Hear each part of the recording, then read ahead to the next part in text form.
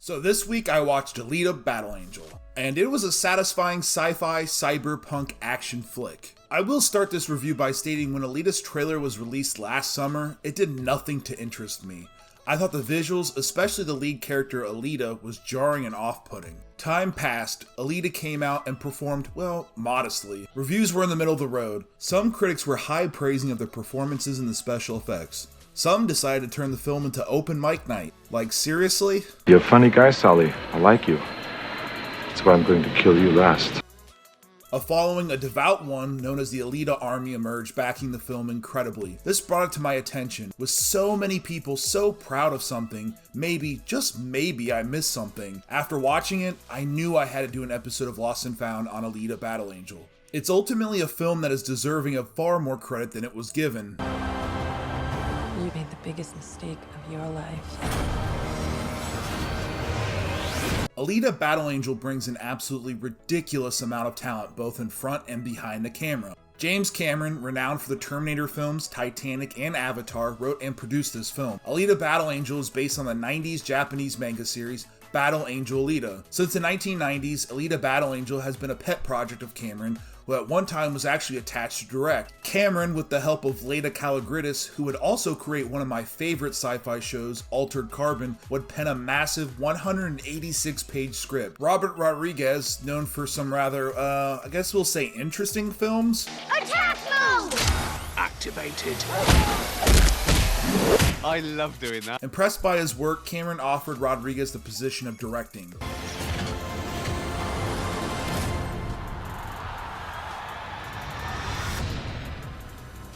Alita Battle Angel takes place in the future as heroine Alita, played by Rosa Salazar, awakens in her new cyborg body with no memory. With the help of her part father, part creator, Dr. Ido, played by Christoph Waltz, they set out to learn her destiny. Those that have already seen the film will note how watered down the summary was.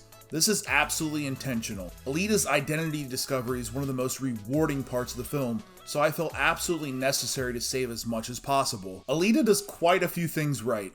One of Cameron's strongest attributes as a writer is his ability to world build. The same thing is happening here, but technology has become a friend of Cameron, a real pioneer in CG, and Alita all but benefits from it. The world feels massive. Cityscapes as far as the eye can see are detailed and rich in texture. Cities are crawling with various cyborgs, vehicles, and people. It gives the world an intangible feel that has to be commended. Rosa Salazar, who plays the title character, had quite the challenge of bringing a manga character to life. Her entire portrayal is done in a motion capture suit, meaning her entire character is CG. Salazar's performance really helps bring this character to life. Honestly, she's absolutely fantastic as Alita. Her growth throughout the film is paced well, and the more she discovers who she is, the more powerful she becomes. Cameron and company did a quality job in not only making her feel powerful, but vulnerable too.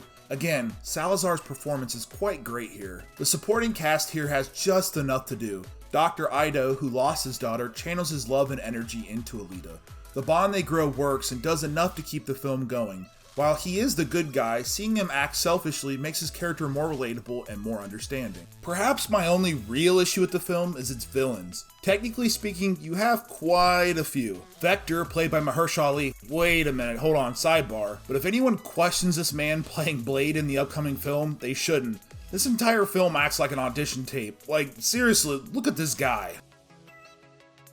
Well, that looks fatal. That's fatal! Sorry, I just had to. Vector acts more as a messenger for the other villains who are either controlling or acting on the plot.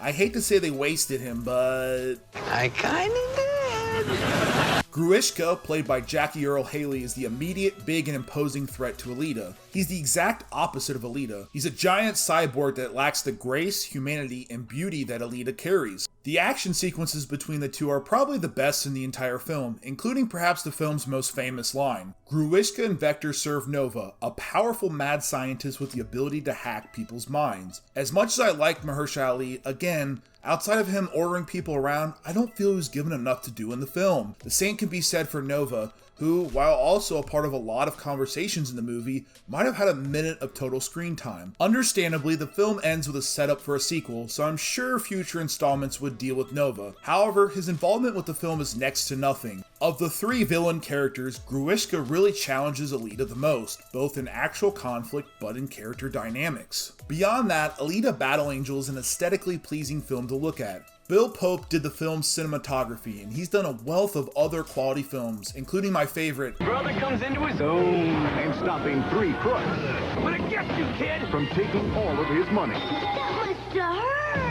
Disney's Blank Check. wait, you know what? Screw it. I like Blank Check.